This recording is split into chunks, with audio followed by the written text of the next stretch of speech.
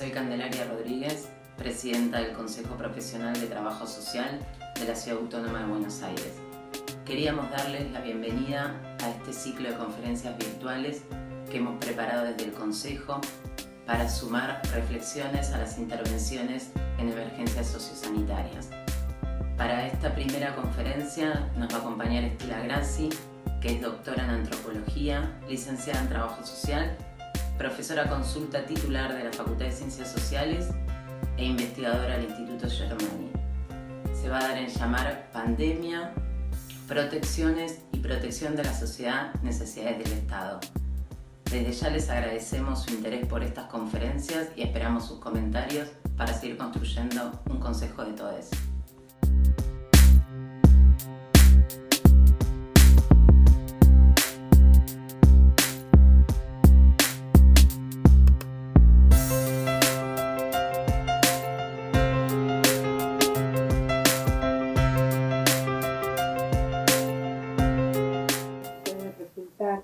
Un respaldo a quienes están desempeñándose en el campo, en la primera línea de atención y de los cuidados de la salud y de la asistencia a las poblaciones más desprotegidas, más desprovistas, en un tiempo que no solo es de riesgo para la salud, sino también de mucho estrés ante situaciones que deben enfrentarse.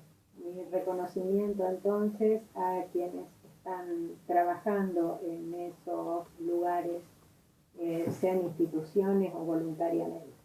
Se trata de un trabajo de cuidados, de asistencia, que así como otros servicios de producción indispensable, de alimentos, etcétera, son hoy por hoy los que están sosteniendo verdaderamente la vida, mostrándose como aquello sin lo cual la existencia no es posible, en realidad nunca es posible, y trabajos que sin embargo suelen pasar desapercibidos, desvalorizados, muchas veces ocultos aún más para el capitalismo neoliberal. La impresionante expansión del COVID-19, su horrible letalidad, nos puso ante un cambio radical, imprevisto, en la cotidianidad de las familias, de las instituciones, de la dinámica urbana, ¿no?, de la ciudad, y nos enfrenta al mundo en realidad a una total incertidumbre. La precariedad, ese término que hasta hace poco definía, era un concepto que definía condiciones laborales y condiciones materiales de vida en nuestro lenguaje teórico de las ciencias sociales, adquirió ahora, me parece, un sentido mucho más radical, más primordial en la percepción de nuestro estar en el mundo. La vida misma, además de las instituciones, de la economía, del trabajo, de los ingresos, se ha hecho esencialmente precaria porque enfrentamos la incertidumbre de la enfermedad y de la muerte en toda su inmediatez, por la amenaza de este virus desconocido que tiene en vilo al mundo. En nuestro país, la reacción de las autoridades muestra un giro político fundamental, dado por un gobierno que en realidad no tuvo tiempo de gobernar en condiciones normales, pero que inmediatamente priorizó sin vacilaciones la atención y la prevención de la salud. Desde entonces, desde el momento en que se declaró la pandemia hasta hoy, hay pocas cosas que no se hayan dicho ya sobre la intervención del Estado y sobre los efectos del aislamiento obligatorio. Son innumerables también las especulaciones sobre el día después de la cuarentena, el día después de la pandemia, aunque no hay respuestas en ningún nivel en el que se formule la pregunta, porque cada día el panorama es muy cambiante, porque las decisiones en materia epidemiológica deben responder a esos cambios o sucesos, y porque Cada medida, además, que se tome en cualquier sentido, abre otro abanico de secuelas y de derivaciones, a veces indeseables, casi siempre imprevisibles. Y porque además todo indica que se avanzó muy poco en materia de alguna cura segura o de alguna eventual vacuna.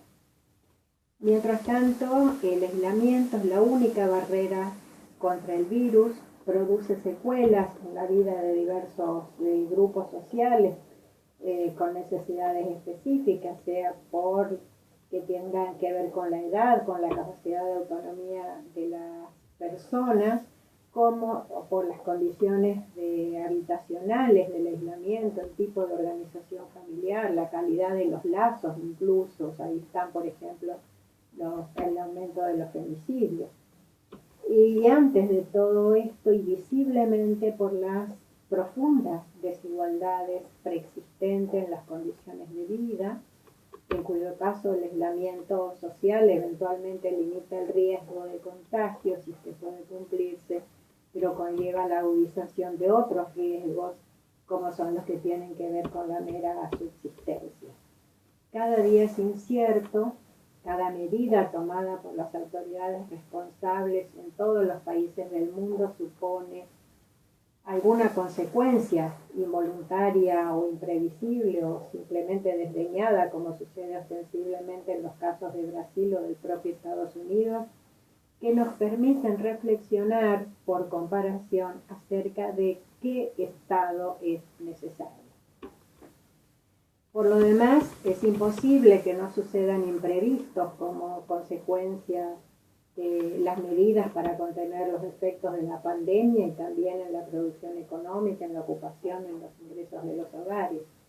Porque no se trata en realidad de las consecuencias del aislamiento, sino de las consecuencias de esta enfermedad. ¿O acaso uno puede imaginarse que el contagio masivo no tendría consecuencias en la economía o no tiene consecuencias en la economía? ¿Se salvarían acaso las fábricas si sus trabajadores se contagiaran masivamente? ¿Mejoraría el nivel de consumo de los sectores afectados? ¿Las familias con enfermos o muertos se dedicarían a comprar televisores o autos? Quizás iría mejor la industria y los servicios funerarios, pero no demasiado más. Esto para decir que no hay una opción salud o economía, sino que en cualquier caso de lo que se trata es de los estragos del virus en este momento. Pero la pregunta por el día después es también ¿por qué sociedad o qué nuevo mundo nos espera si es que o espera a quienes sorteen exitosamente los contagios? Es una pregunta sobre la que solo caben especulaciones, muchas veces sin fundamento, casi todas sin fundamento, porque no hay ningún indicador de si el mundo o lo que quede será nuevo, más allá de la forma, si será mejor, peor, más vivible, más horrible, si las instituciones expresarán una mayor solidaridad y más democracia, o acaso un autoritarismo exacerbado y mayor individualismo, como muestran los casos de Brasil y Estados Unidos con el lenguaje de la libertad y del patriotismo, ¿no? Si eso fuera el caso, son previsibles otras pandemias, más desastres naturales, más hambrunas, como incluso lo advierte hasta el propio Bill Gates. La pregunta, por lo tanto, no tiene respuesta, pero sirve para traer a colación algunos argumentos para hacer frente a esas ideas simplistas, banales, que pasado el primer momento de sorpresa vuelven con sus amenazas sobre la intervención del Estado, el control, el daño a la economía, etc. ¿Necesidad de qué Estado, entonces, se trata? Para empezar, por cierto, la pandemia del COVID puso en evidencia la actividad estatal. Actividad solapada, desmerecida o criticada en periodos de normalidad. En el caso de nuestro país, puntualmente, como dijimos, en la gestión de los riesgos, el control de los contagios y en la atención de los enfermos, pero también en esa necesidad de Estado se expresa en las demandas y las respuestas cada vez mayores de los diversos sectores por los más variados motivos. Esas consecuencias no buscadas a las que hacía referencia. El virus nos está haciendo ver que los supuestos individuos autosuficientes, que somos, según nos creemos, todos los que no tenemos algún plan social, necesitamos como mínimo una pauta para protegernos. Una pauta para que no prime solo la ley del más fuerte o del más pícaro. Desde a qué distancia tenemos que estar, por dónde podemos trasladarnos o no, cómo volver y quiénes volver de los que se quedaron afuera, qué hacer con los niños cuando se trata de padres separados, etc. Son todas pautas que necesitamos y que se dan en conjunto. Pero también todo el sector privado de la economía se manifiesta necesitado, demandando la intervención del Estado, necesitando de su intervención para regular la especulación con algunos bienes indispensables, para demandando algún plan.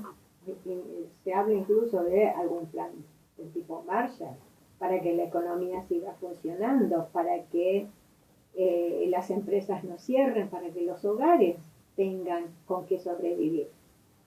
Créditos a tasa cero, subsidios para el pago de salarios, además de las transferencias directas en dinero o alimentos. Todos recursos que además vuelven a la como circulación a la economía.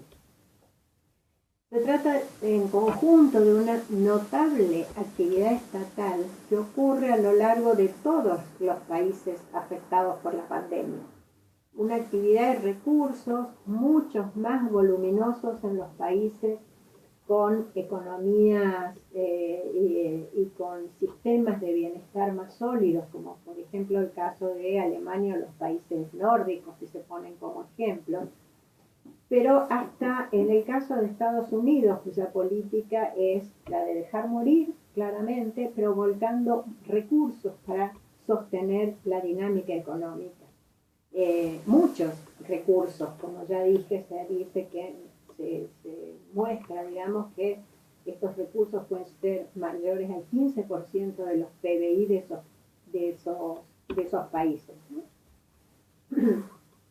Lo que esa actividad muestra, además, no es solo, entonces, la actividad estatal, sino los diferentes tipos de Estado y los diferentes tipos o sentidos de las intervenciones y los diferentes tipos de sociedades.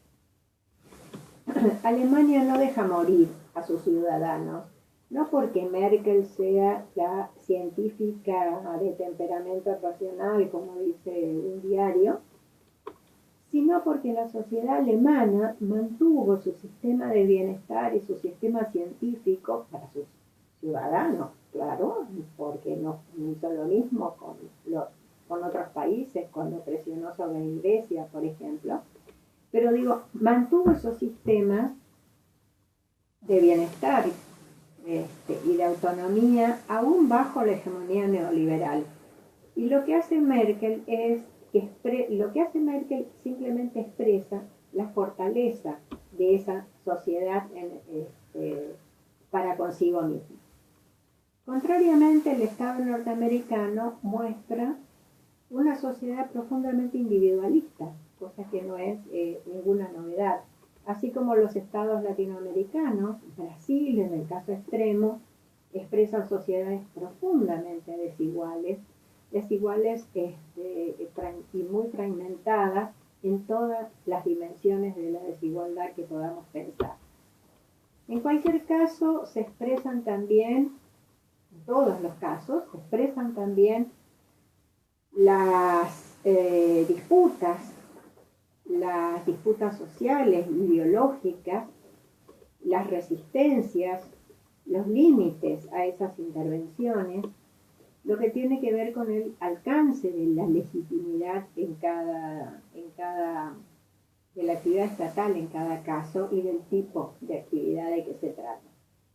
Entre nosotros esas disputas, por ejemplo, se expresan en esas manifestaciones antipolíticas de los caceroleros, y hasta se hacen presente en ese caballito de batalla que contrapone la economía a la política y todo al margen de la sociedad, ¿no? Al tiempo que se amplían las demandas, se manifiestan también las resistencias que en realidad solo son aparentes al Estado, porque en la realidad se trata de resistencia a algunas intervenciones del Estado o algún tipo de Estado. Pensemos, por ejemplo, esto nos va a servir para pensar en dos proyectos de política fiscal recientes. El primero, aunque parezca que pasó una eternidad, se presentó justo antes de que se declarara la pandemia. Me refiero a esos 3 puntos de aumento en las retenciones, a las importaciones, a las exportaciones de soja, que dio lugar al llamado paro del campo, que pretendía reeditar el levantamiento de los productores en 2008, ¿no? Y el otro es el reciente proyecto de creación de un impuesto extraordinario a las grandes fortunas para afrontar la problemática presente. Ambos permiten advertir el cuestionamiento a la legitimidad del Estado, a la intervención del Estado en la redistribución de la riqueza y también a la política y a las instituciones de la democracia en algunos casos. La crítica a aquella ampliación del Estado, del impuesto, decía, palabra más o menos, que en realidad era un ataque a quienes generan los dólares que se necesita para crecer.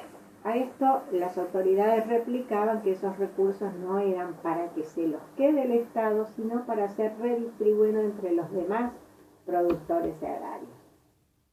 En el caso del impuesto del proyecto, el impuesto extraordinario a las grandes fortunas, que además se dice que no alcanza más que a unas 12.000 familias, se le anteponen otras alternativas supuestamente más democráticas porque aportaríamos todos con el mismo esfuerzo.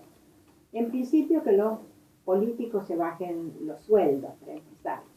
Pero más significativos son otros argumentos, como aquel que propone una reducción general de los salarios del 30% de todos los salarios públicos y privados, con el argumento o con el fundamento de que como estamos aislados, consumimos mucho menos, gastamos mucho menos y lo que no gastamos ahorramos. No viene al caso traer a colación la dimensión de las grandes fortunas que se miden en varios millones en comparación con los niveles salariales, pero conviene, no está mal recordar, digamos, para tener una idea, que el promedio de salarios en el sector público no financiero está alrededor de un poco menos de 73.000 pesos, en tanto que en el sector privado no llega a 60.000. Por comparación, y solo por comparación, una de esos grandes afortunados que sería afectado por el impuesto, hace pocos años invirtió o gastó o consumió 6 millones de dólares en su fiesta de cumpleaños. En la base de estas ideas de sentido común, porque finalmente son ideas muy comunes las que dicen que el Estado nos mete las manos en el bolsillo, los políticos se enriquecen, los empleados públicos son todos vagos, hay una cierta visión de lo que es la sociedad. Porque si pensamos, digamos, si esa visión coincide con esta idea de que la sociedad es un conjunto de gente que vive y progresa según sus virtudes y méritos, ¿no? Eso que se expresa en a mí no me ayudó nadie, me hice trabajando, aunque eventualmente hayamos sido beneficiarios de alguna beca de estudio gracias a lo cual cursamos la universidad, por ejemplo. Eso no cuenta.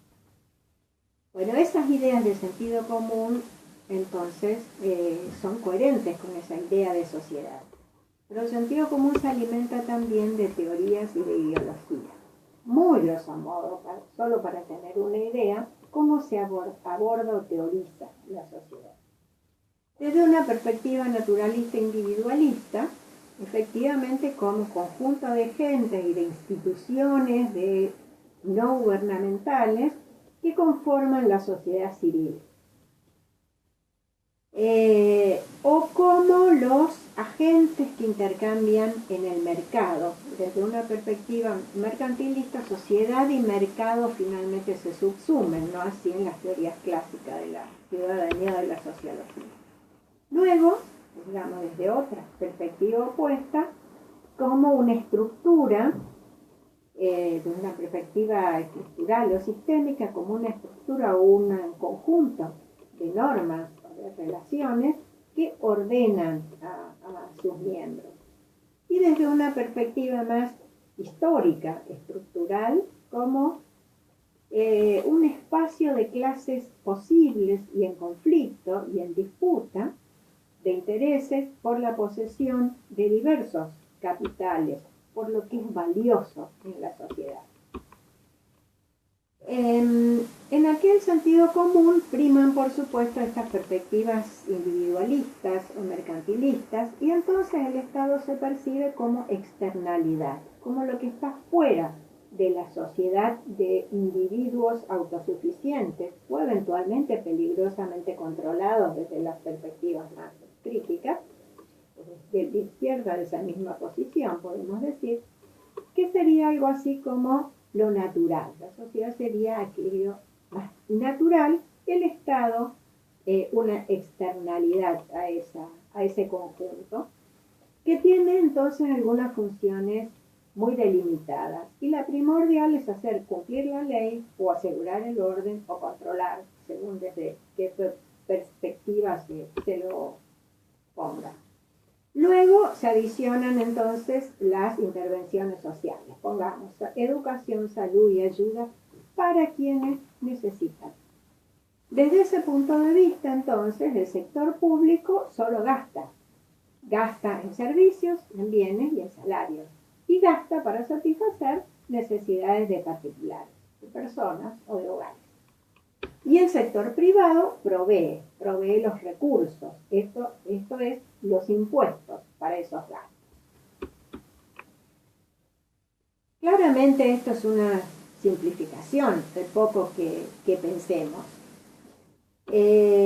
Una simplificación que se muestra o que permite ver lo que en realidad sucede cuando toda la sociedad está en riesgo, incluida su economía, o cuando es necesaria su reconstrucción, por ejemplo, después de guerras o de catástrofes, o cuando se ponen en discusión cuáles son las instituciones o los dispositivos necesarios para sostener la sociedad, reconstituirla, reconstituir los lazos, reconstituir su mercado, reconstituir una nación. Ahí se hace más posible evidenciar que sociedad y Estado no son exterioridades, sino que la sociedad es ese entramado político, es esa comunidad política, es esa formación histórica que se expresa en sus instituciones, esa formación histórica a la que pertenecemos o fuera de la cual somos finalmente extranjeros o parias.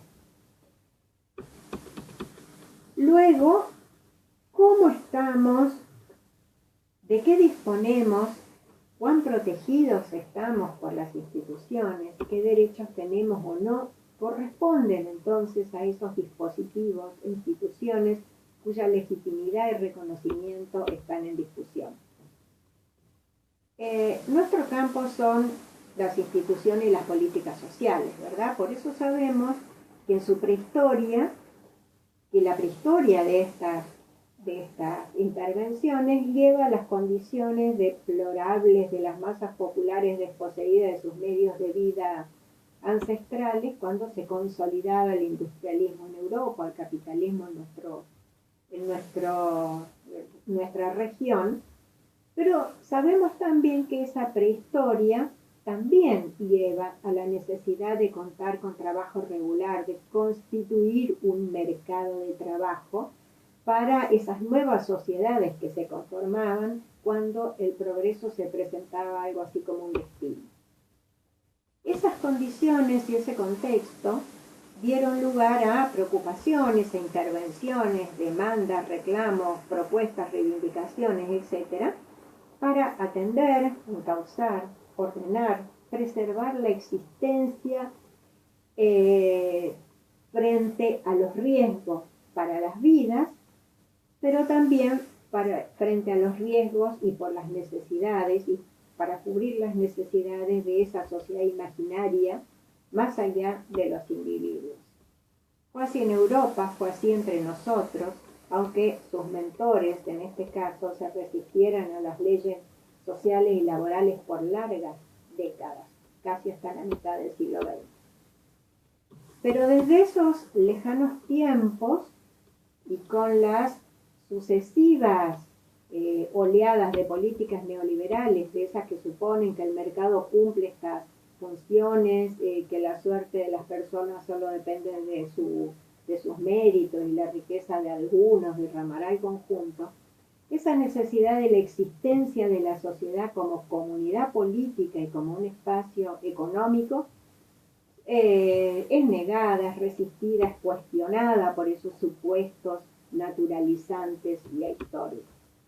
La crisis sociosanitaria actual pone en riesgo las vidas y pone en riesgo la sociedad, pero tiene la virtud, entre comillas, de demostrar que la mayor o menor fortaleza de la sociedad depende de la política pública, de sus sistemas públicos de protección y de los bienes y servicios sociales que dispone o que puede disponer ante situaciones de emergencia o extraordinaria.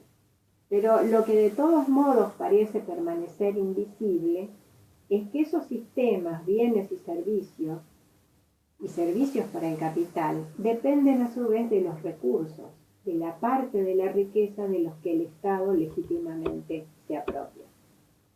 Entonces aquí viene a cuento el tema de los impuestos y esos argumentos de la crítica en cuyo trasfondo está lo más elemental de la aparentemente perimida teoría del derrame.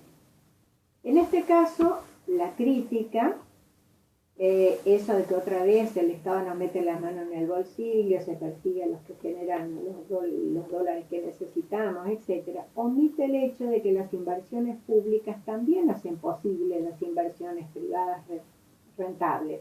Atento, claro, a que también los distintos sectores del capital tienen intereses y necesidades que entran en conflicto entre sí.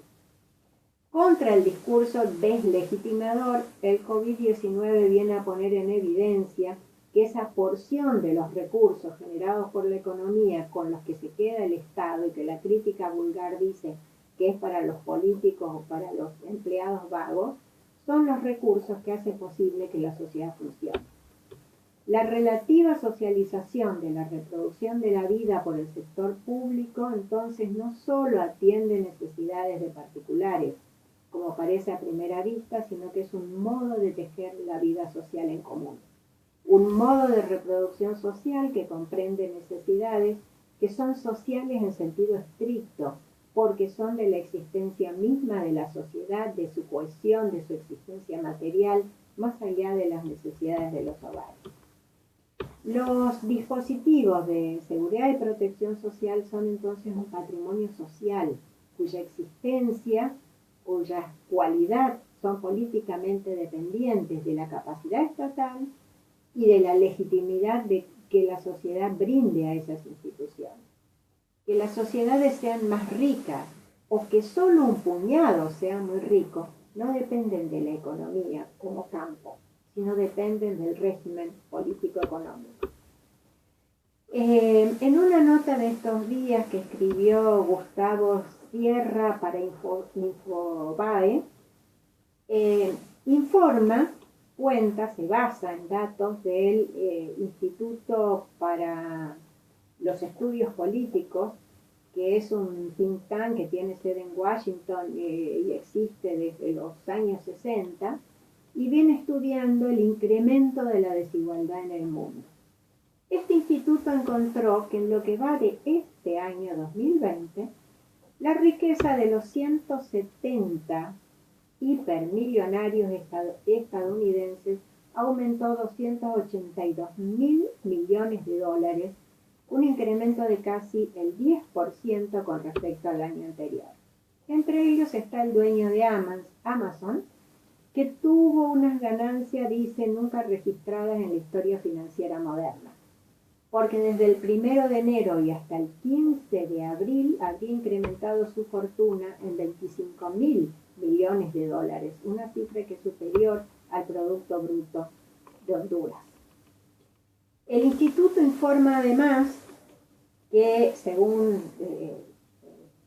cuenta Sierra, que de acuerdo a las estadísticas oficiales, las décadas de recorte de impuestos y políticas públicas favorecieron a estos multimillonarios e hicieron que tanto en Estados Unidos como en el resto del mundo aumentara más de 1.100% entre 1990 y 2018 la riqueza de estos sectores.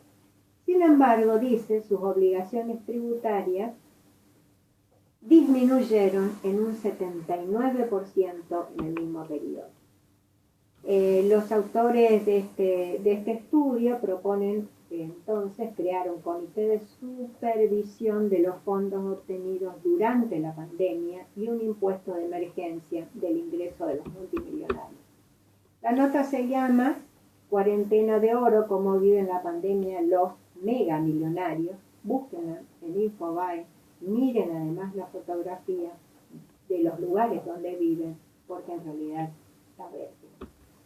Esas fortunas no derraman como esperan algunos, contrariamente como muestran sobradas evidencias, el capitalismo neoliberal no condujo a hacer sociedades más ricas, sino a enriquecer un puñado de individuos. Mientras los pobres se hicieron más pobres, aumentaron los riesgos y las instituciones se hicieron más frágiles. En síntesis, los estados se revelan ahora como gran salvador frente a la pandemia y frente a la destrucción de la economía. Pero otra vez hay que volver a develar lo que esa evidencia puede tener de no evidente. ¿Qué Estado? ¿Acaso ese Estado que permitió esa escandalosa acumulación de riqueza? Como dije, la sociedad se reproduce en y por el Estado. Sus intervenciones son también intervenciones en sí mismo para darse herramientas que protejan a la sociedad o solo al capital. Fijar un impuesto ¿a quién? ¿A quiénes? Liberar los precios o controlarlos, crear un ministerio, degradarlo, desarrollar la ciencia o importar tecnología, proteger al trabajo o desentenderse. Son formas de hacer sociedad. El Estado neoliberal debilitó las instituciones de protección social, expresó, reprodujo, contribuyó a instituir una sociedad más individualista y más insegura, una sociedad de sálvese quien pueda. No permitió aumentar la riqueza social, sino algunos patrimonios, también entre nosotros.